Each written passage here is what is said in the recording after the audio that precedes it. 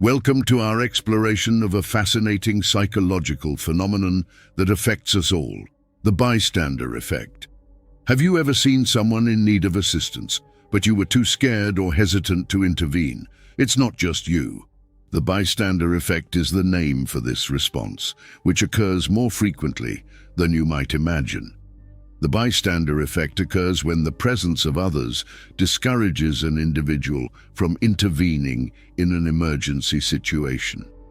The more people that are present, the less likely it is that any one of them will help. It's a psychological quirk that reveals a lot about human behavior and social dynamics. Let's start with a bit of history.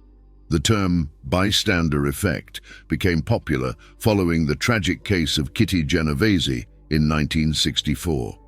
Kitty was attacked near her home in New York, and it was reported that several neighbors heard or saw the attack but did nothing to help or call the police.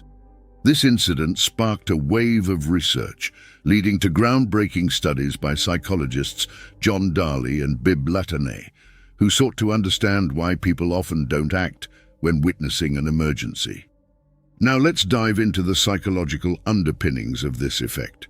At the core of the bystander effect are two main concepts: diffusion of responsibility and social influence. Diffusion of responsibility is when we feel less compelled to act because we believe that someone else will step in. Social influence, on the other hand, refers to how our behavior is shaped by those around us. If we see others not helping, we're more likely to follow suit, assuming that intervention isn't needed or appropriate. But what role do empathy and morality play in this? Empathy, the ability to understand and share the feelings of another, can be a strong motivator for helping behavior. When we empathize with someone in distress, we are more likely to overcome our hesitation and intervene. Similarly, our moral compass, our sense of right and wrong, can compel us to act even when others don't. However, there's a flip side. Fear and self-preservation often come into play.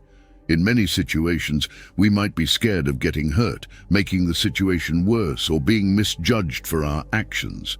This conflict between the instinct to help and the instinct to protect ourselves can cause a lot of internal turmoil. Interestingly, the bystander effect isn't just limited to physical, real-world scenarios. In our digital age, with the rise of social media and online platforms, we see this phenomenon manifesting virtually as well. Digital disengagement and the anonymity of online environments can lead to a lack of action in situations where help or intervention might be needed. Now, let's talk about overcoming the bystander effect. The key is awareness and education. Understanding why we act the way we do in group settings can empower us to break this cycle of inaction. Training and education, especially in first aid and emergency response, can also boost our confidence to step in and help. In our communities, fostering a culture where intervention is encouraged and celebrated is crucial. This means highlighting and appreciating acts of courage and kindness, no matter how small. Remember, each of us has the power to make a difference. By being aware, prepared, and empathetic, we can contribute to a more caring and responsive society.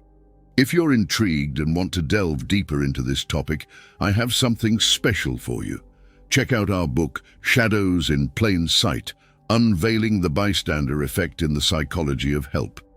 It's a comprehensive guide that explores this phenomenon in greater detail, with real-life case studies, expert insights, and practical strategies to counter the bystander effect. You can find the link to our book in the description below.